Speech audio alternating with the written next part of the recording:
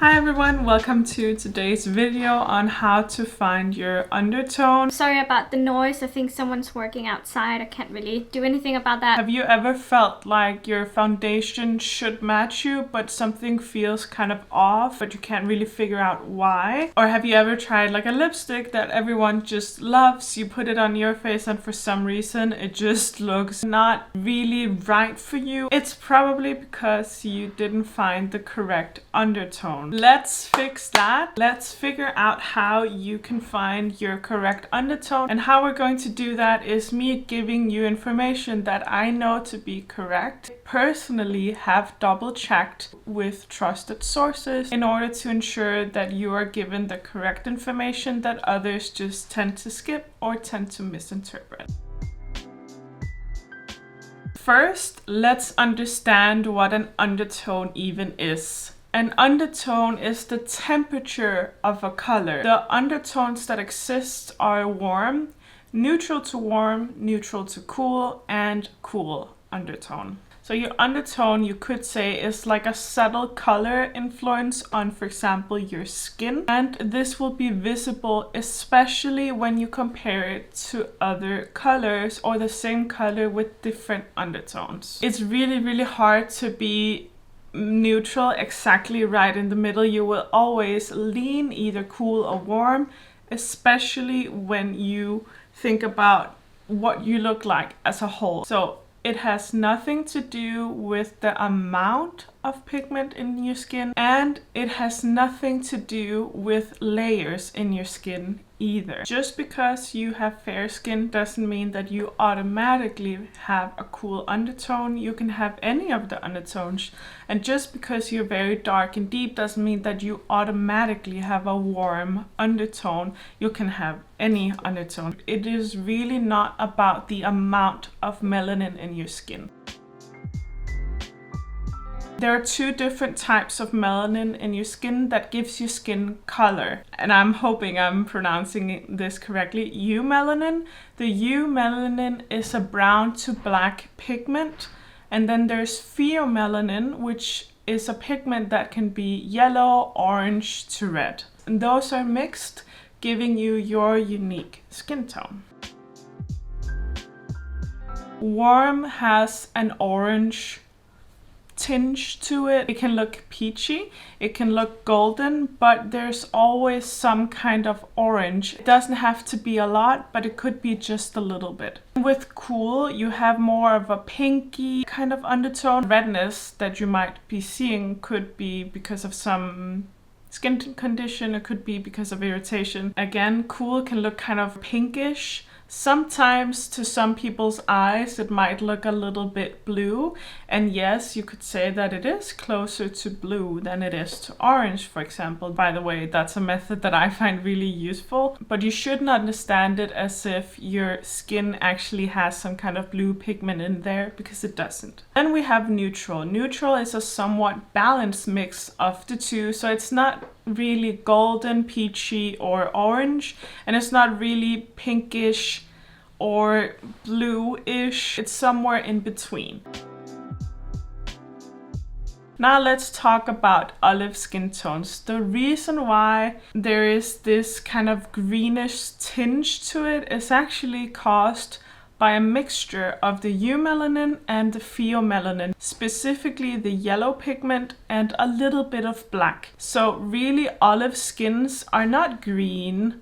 They just kind of look that way because your eye is not trained to see colors for what they truly are. It's more of a khaki shade, or like a darker, more desaturated yellow, but it's not actually green. It can also appear kind of grayish on the skin, but it's not because you have two layers in the skin and then you have a cool undertone but a yellow overtone or something. Olive is somewhat muted in its color because of the mixture of the two pigments, and it's more earthy. I hope that makes sense. Before we get into how you can find your undertone, let's bust some myths. Please. Myth number 1 is that if you have a yellow tinge to your skin, then you automatically have a warm undertone. This is not true at all. Yellow can exist in people with a warm undertone, but you will see that there is an orange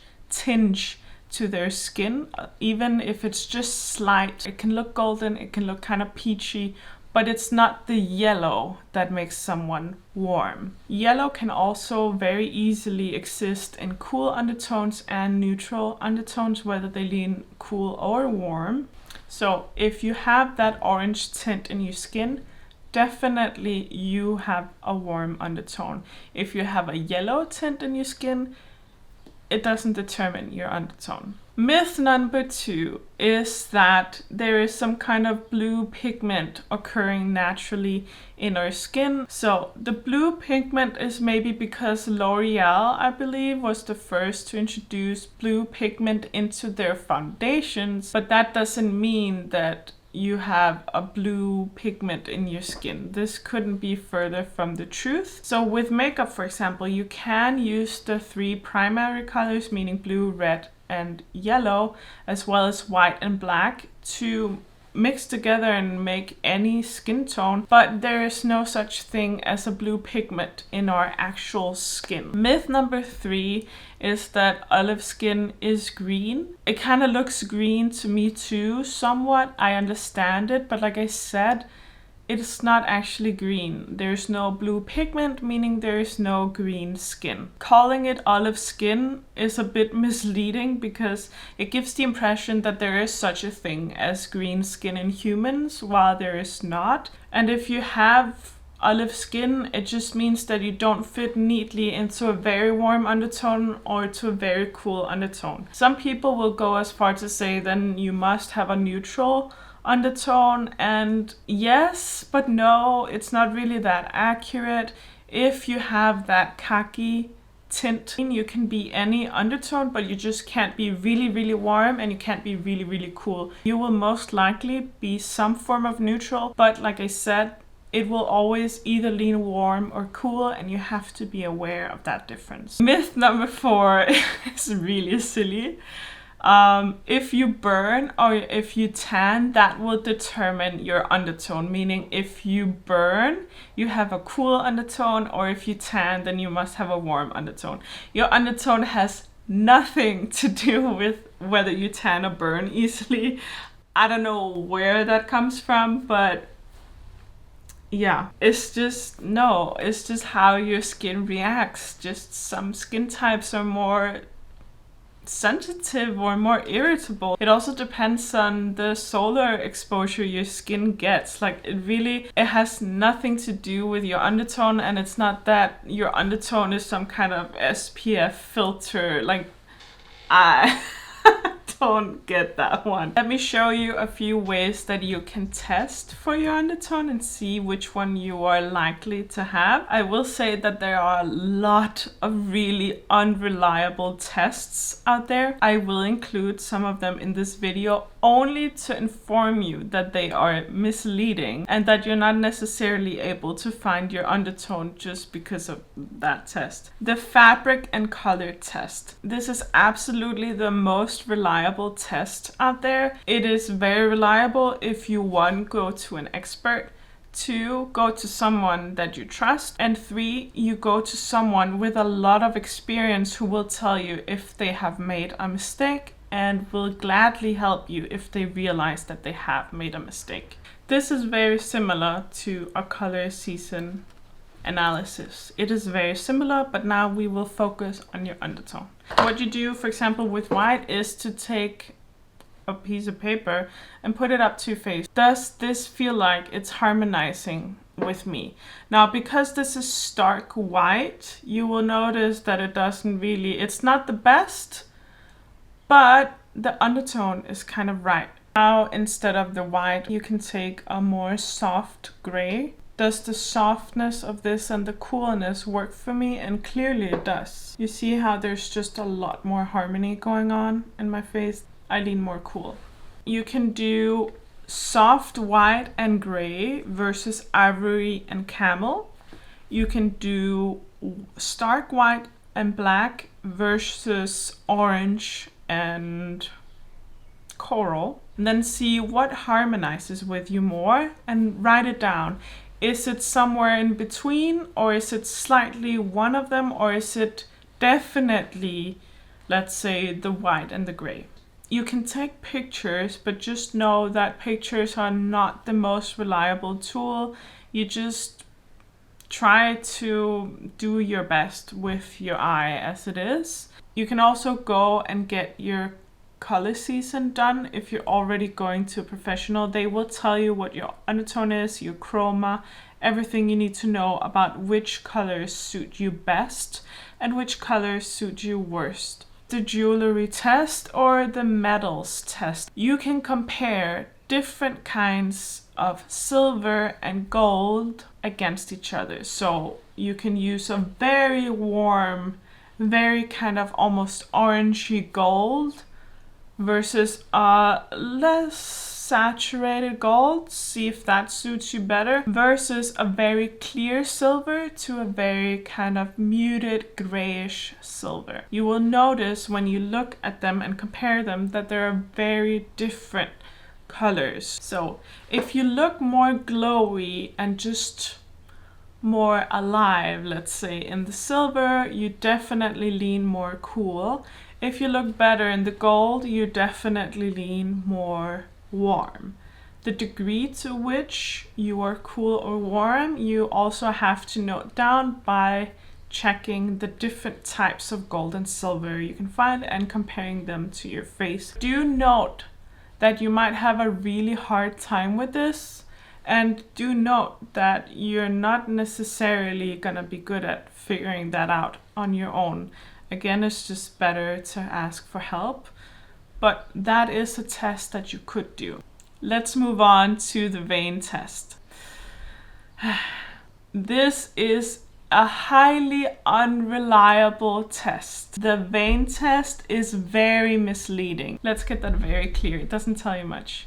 The vein test is just looking at your veins and seeing what color veins do I have. And the thing is, you probably have a mix of all three of them. It's not gonna help you out much, so don't get caught up in it. The fourth one is how you look in different colors again.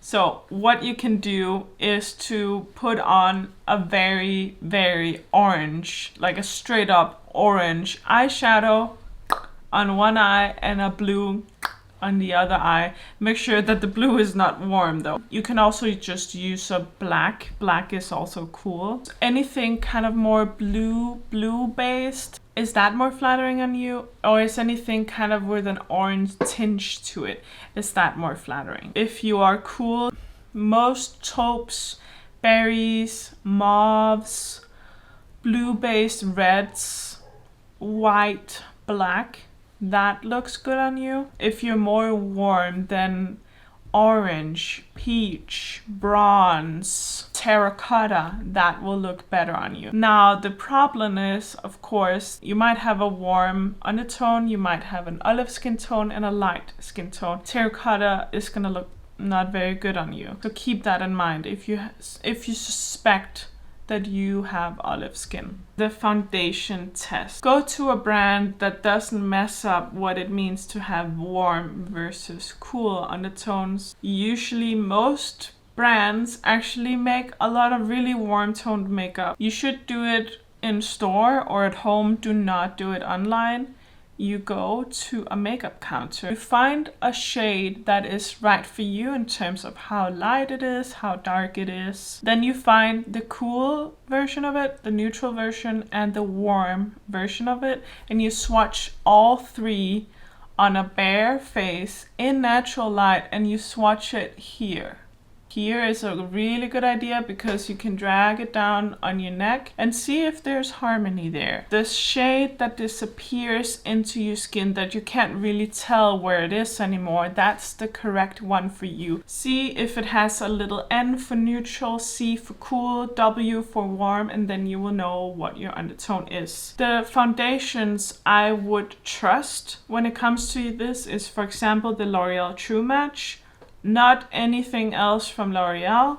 Or you can go to Fenty Beauty, their, what is it called? The Pro Filter one. Try that one. I think they also got it right in terms of undertones, but just beware that some brands switch it around or everything is really orange for no reason. What happens then if none of the foundations work well or they just work okay? Well, you might have an olive skin tone. Then you need to look for foundation and concealer that specifically is made for olive. Usually the neutral undertone, the foundations with the neutral undertone will work better for you because you're not really warm and because you're not really cool, but it's just gonna be an okay match. Let's move on to what you do if you have an olive skin tone. If you have done everything and you're still confused, you're still stuck, you definitely feel that you have that khaki kind of tint in your skin, it's very likely that you have an olive skin tone. These are probably the experiences you have. Anything warm is far too orange on you. Anything cool is far too pink on you. Neutral maybe works, but doesn't really truly match. You do need to factor in some kind of muted tones, not necessarily very muted, but somewhat